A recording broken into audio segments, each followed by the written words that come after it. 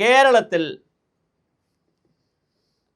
മണൽ വാരാത്തതാണ് ഈ പ്രളയത്തിന് കാരണം എന്നൊരു ഡയലോഗ് കറങ്ങുന്നുണ്ട്. മണലും പുഴയുമായി എന്താണ് ബന്ധം? മണലും പുഴയുമായി ബന്ധമുണ്ട്, തീർച്ചയായും ബന്ധമുണ്ട്. മണൽ കഴിഞ്ഞൊരു 10, 50, 60 വർഷം കൊണ്ട് ഒരു 500 വർഷത്തേക്കുള്ള മണൽ വാരിയിട്ടുണ്ടാവും. മണൽ ഒരുപാട് വാരിയാൽ സംഭവിക്കാൻ പോകുന്ന പ്രശ്നം, മണൽ മാത്രമല്ല ആളുകൾ വാരുന്നത്, നദിയുടെ തീരം ഇടിച്ച് മണൽ പോലെയുള്ള പൂഴി മണ്ണും കൂടി വെട്ടിയെടുക്കും. ധാരാളം നമ്മൾ കണ്ടതാണ്. മണലിൻ്റെ കൂടെ ഈ പൂഴി മണ്ണും കൂടെ കയറ്റിവിടും. അപ്പോൾ കുറേ ആറ്റുമണലും നദിയിലെ മണലും പിന്നെ പൂഴിമണ്ണും. ഇങ്ങനെ പൂഴിമണ്ണും മണലും ഒരുപാടെടുത്താൽ സമീപ പ്രദേശങ്ങളിലെ വാട്ടർ ടേബിൾ താഴും. കാരണം പിന്നെ നടക്ക് കുഴി പോലെ ആക്കിയിടുകയല്ലേ നമ്മൾ. സമീപ പ്രദേശങ്ങളിലെ വെള്ളത്തിൻ്റെ അളവ് കുറയും. കിണറുകളിലും നദികളിലും മറ്റേ കരയിലുള്ള തോടുകളിലും മറ്റ് പ്രദേശ മണ്ണിലുമുള്ള വെള്ളത്തിൻ്റെ കാര്യം ഇങ്ങോട്ട് വലിഞ്ഞു പോകും. അത് കടലിൽ പോവുകയും ചെയ്യും. അപ്പം നമുക്ക് ജലത്തിൻ്റെ സംരക്ഷണം നടക്കില്ല, വരൾച്ചയെ വല്ലാതെ കൂട്ടും. എന്നാൽ നിറഞ്ഞു കിടന്നാലോ, മണൽ നിറഞ്ഞു കിടക്കുകയാണെങ്കിലോ, മണലിന് വേറൊരു സാധ്യതയുണ്ട് കേട്ടോ. മണലൊരു അരിപ്പ കൂടിയാണ്. മണലിനകത്തോട് വെള്ളം ഇറങ്ങിപ്പോവും. പക്ഷെ പ്രശ്നം അതല്ല. മണലല്ല വില്ലൻ.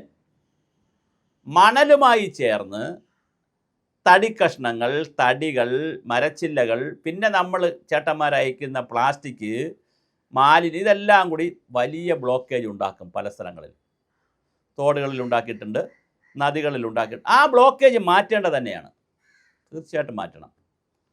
അതിനകത്ത് തർക്കമൊന്നുമില്ല. പുഴകളിലും നദികളിലും തോടുകളിലും ഇടയ്ക്കിടയ്ക്ക് ആർട്ടിഫിഷ്യലായിട്ടോ അല്ലെങ്കിൽ നാച്ചുറലായിട്ടുള്ള ബ്ലോക്കേജ് മാറ്റി കൊടുക്കേണ്ടത് തന്നെയാണ്. അതിൻ്റെ പേരിൽ മണലൂറ്റലാണ് വീണ്ടും നമ്മൾ ലക്ഷ്യമിടുന്നതെങ്കിൽ,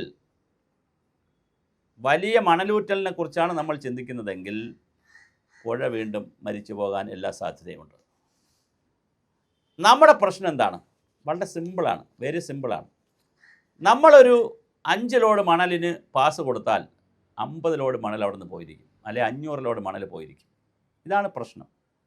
അതുകൊണ്ട് ഇപ്പോൾ സോഷ്യൽ മീഡിയയിൽ കുറച്ച് ആളുകൾ വന്ന് പറയുന്നുണ്ട്, എന്നെ പ്രകൃതി വിരുദ്ധനാക്കിയാലും കുഴപ്പമില്ല, മണൽ, പുഴകളിലെ മണൽ നിരോധനം കൊണ്ടല്ലേ വെള്ളപ്പൊക്കം ഉണ്ടായത് എന്നല്ല. അല്ല, മണൽ നിരോധനത്തെക്കാൾ ഉപരി തോടുകളിലെയും പുഴകളിലെയും മാലിന്യം നിറഞ്ഞതാണ്. മണൽ ഒരു മാലിന്യമല്ല. മണൽ കൂനകൾ നദികൾ ബാലൻസ് ചെയ്തോളും. എന്നാൽ നമുക്ക് ആവശ്യത്തിന് മണൽ എടുക്കണ്ടേ? തീർച്ചയായും എടുക്കണം. പക്ഷേ ഡാമുകളിൽ മണലിന് പകരം ഒരുപാട് സിൽറ്റ് അടിഞ്ഞിട്ടുണ്ട്, ചെളി അടിഞ്ഞിട്ടുണ്ട്. എല്ലാ ഡാമുകളിലും കാണും. അത് എടുത്ത് മാറ്റേണ്ടത് തന്നെയാണ്. പുഴകളിൽ ചെളി അടിയാൻ സാധ്യതയില്ല, മണലാണ് കാണുന്നത്. ഡാമുകളിൽ ചെളിയും കാണും, മണലും കാണും, അങ്ങനെ സിൽറ്റ് ഒരുപാട് കാണും. അത് തീർച്ചയായിട്ടും ശുദ്ധീകരിക്കപ്പെടേണ്ട തന്നെയാണ്. അത് വേനൽ വരുമ്പോഴാണ് കുറേശ്ശെങ്കിലും അത് എടുത്ത് അതിൻ്റെ ആഴം സൈഡൊക്കെ എടുത്ത് കളഞ്ഞാൽ അതിൻ്റെ ആഴം കൂടി നിൽക്കും. മൊത്തം എടുത്തുകൊണ്ട് പോകാൻ പറ്റില്ല, കാര്യം മഴയത്തും വെള്ളം കിടക്കണം. അതെല്ലാം കുടിവെള്ള പദ്ധതികളാണ്. അതുകൊണ്ട് നമുക്ക് അങ്ങനെ കംപ്ലീറ്റ് മണലും എടുത്തുകൊണ്ട് പോകാനൊന്നും പറ്റത്തില്ല. പക്ഷേ അതേസമയം നമുക്ക് കുറച്ചൊക്കെ അതിൻ്റെ സൈഡൊക്കെ ക്ലിയർ ചെയ്ത് കുറേയൊക്കെ നമുക്ക് സിൽറ്റ് മാറ്റി കൊടുക്കാൻ പറ്റും. ഡാമുകളിൽ അത് മാറ്റി കൊടുക്കേണ്ടതുമാണ്. പുഴകളിൽ മണലിനെ സംബന്ധിച്ച് ഒരു സാൻഡ് ഓഡിറ്റ് നടക്കണം. റവന്യൂ വകുപ്പ് ഇത് കുറേ സാൻഡ് ഓഡിറ്റും അതും ഇതൊക്കെ ചെയ്തു വച്ചിട്ടുണ്ട്. നമുക്ക് 2 കാര്യങ്ങളെ അറിയാവൂ. മലയാളിയുടെ ഏറ്റവും വലിയ കുഴപ്പമാണ്, ഒന്നുകിൽ പട്ടിണി കിടക്കും അല്ലെങ്കിൽ കുഴിമന്തി അടിക്കും. ഇത് രണ്ടിനിടയ്ക്കുള്ള സാധനം നമുക്ക് അറിഞ്ഞുകൂടാ. എന്ന് പറഞ്ഞാൽ അതിൻ്റെ അർത്ഥം, ഒന്നുകിൽ നമ്മൾ പുഴയൊന്നും തൊടരുത്, ഒരു മണലും വാരരുത്, തൊടൂല, അല്ലെങ്കിൽ നമ്മൾ ചൂട് മുടിക്കുന്ന പോലെ വാരും. അതിൻ്റെ ഒരു മിഡിൽ പാത്ത് ഉണ്ടല്ലോ.